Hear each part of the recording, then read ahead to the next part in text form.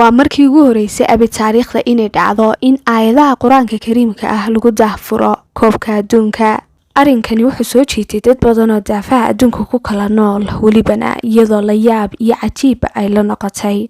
koobka adduunka oo 4 sanaba mar la qabto oo sanadkan lagu qabtay 2022 halkaas iyo dalka Qatar.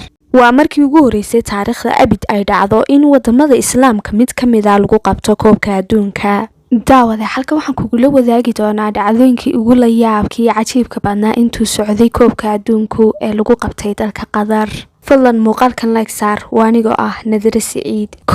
dhacdadii ugu cajiibka badnayd waxaa kamid ah sidaynu wada ognahay kolba wadanka markaas lagu qabanayo koobka adduunka waxay diyaariyaan goobo loogu talagalay in lagu cabo khamriga iyo shiishada iyo welibana nooc kasta balwadu tahay, iyagoo welibana baarar ka sameynaya garoomada goobaha u dhow. waqtigaasna waxaa jira dad kusoo tashta oo welibana ganacsato u badnaatay ka sameeya dakhli aad iyo aad u fara badan. waxaa la sheegay khamri aad u tiro badan in la soo galiyay dalka Qatar welibana caasimada. dhammaan ganacsatadii ku sugnayd caasimada ayaa waxay isku diyaariyeen siday uga ganacsan lahaayeen khamriga. nasiib xumo laakiinse waxa ku dhacday arrin aan marnaba filanaynin. markii ay ciyaaraha koobka adduunka ay ka harsanayd 2 cisho oo kaliya dad badan wadanka ay soo galeen. dawladda dalka Qatar ayaa waxay ku dhawaaqday in la joojiyay lana mamnuucay dhammaan khamriga. waxay ku dhawaaqeen iyagoo soo saaray sharci ah inaan lagu cabi kareynin khamri garoonka iyo welibana agagaarkiisa. arrinkaas oo welibana la yaab iyo filan waaba ku noqday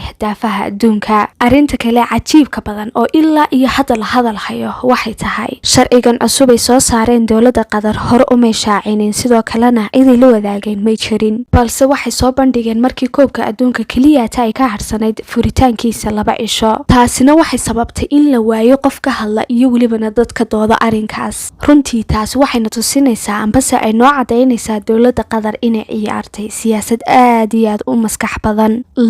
dhacdooyinkii ugu cajiibka badnaa ee lagu arkay dalka Qatar markii ay martigeliyeen koobka adduunka ee 2022. marnaba adduunka kamay dhicin intii lasoo qabanayay koobka adduunka 4 sanaba mar in lagu daahfuro aayadaha quraanka kariimka ah, taasoo ahayd markii ugu horeysay. dawladda Qatar caalamka waxay u muujisay ficil wanaagsan, sidoo kalena waxay u cadeysay inay yihiin dad islaama oo ku adag diintooda iyo dhaqankoodaba. arrinkanina wuxuu noqday mid aan farxad gelinin dadka qaar oo haysta diimo kale, kuwaasoo welibana indhaha ka qarsan jiray, sidoo kalena aan baahin jirin xaqiiqada diinta islaamka iyo wanaaga dhex yaala.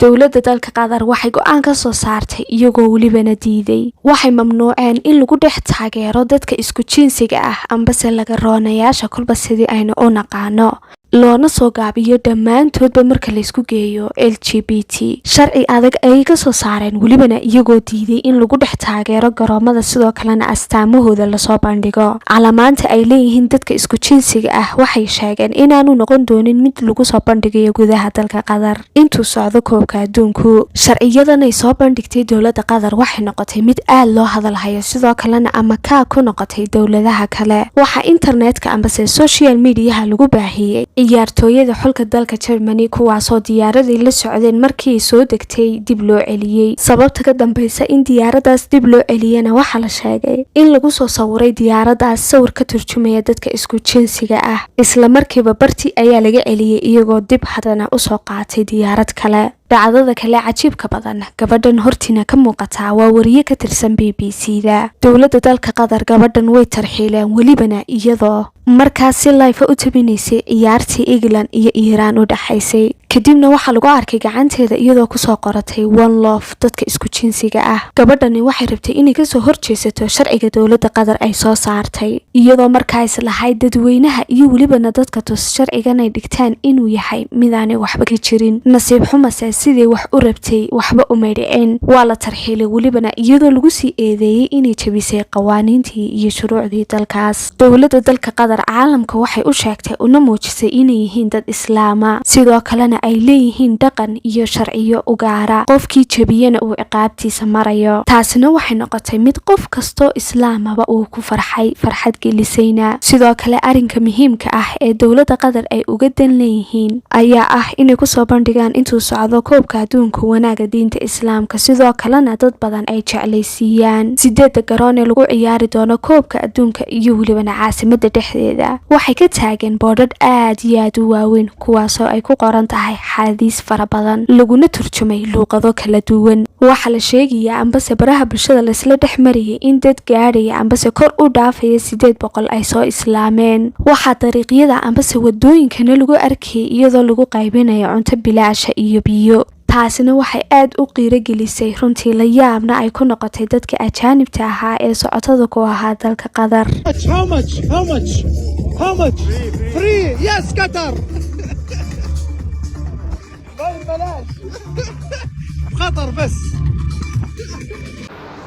These are the wow, and the prayer. Look at the clean, the Qatar.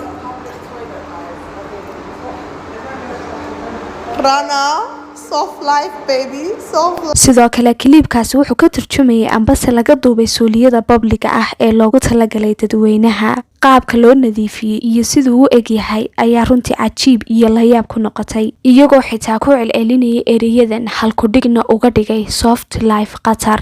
waxaa taalo nolol softi ah ambase xariir ah. sidoo kale maqaalkan waxaa soo duubay dhalinyaro wadooyinka maraysay, kuwaasoo dumarka amba gabdhaha timaha qaawan leh ugu baaqayay amba ka codsanayay inay xijaab u xidhaan. qof kasta oo qatar ku sugnaaba waxay dhammaantoodba ay jeclaysanayeen inay xidhaan khamiis iyo cimaamad, yacni waxay jeclaysanayeen inay u libistaan qaabka dadkan kale ay u libisan yihiin. sidoo kale garoomada ayaa waxaa lasii dhigay kursi kastaba hadiyad loogu talagalay dadka kasoo qaybgeliyay ciyaarta inay daawadaan. kiishkaas hadiyada ahna waxaa ku jiray cimaamad, cadar iyo alaabo kaloo fara badan. wacdaraha ay dhigtay dowladda qatar iyagoo welibana kusoo dhaweeyay koobka adduunka wuxuu noqday mid lacag aad iyo aad u fara badan ay kaga baxday, sidoo kalena marnaba aan laga filanaynin ilaa iyo haddana la hadalhayo. daawade sidee ayuu ku leeyahay arrinkan iyo welibana ficilada ay samaysay dowladda qatar? nagula wadaag fikirkaaga xalka kommentiga. daawade waad ku mahadsantahay haddii aad nala soo gaadhay ilaa iyo dhammaadka muuqaalkan. fadlan like saar, sidoo kalena ka mid noqo asxaabta aanu ku midownay xalkan.